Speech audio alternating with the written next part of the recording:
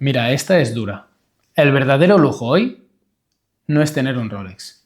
Muchísima gente aparenta dinero, pero aparentar y tener seguridad en uno mismo son cosas muy diferentes. Y con los relojes pasa igual. Hay relojes que intentan llamar la atención y otros que simplemente hablan solos. Y normalmente los más elegantes son los segundos, porque el verdadero lujo es no necesitar demostrar nada. Y ahí es cuando un reloj cambia completamente de significado.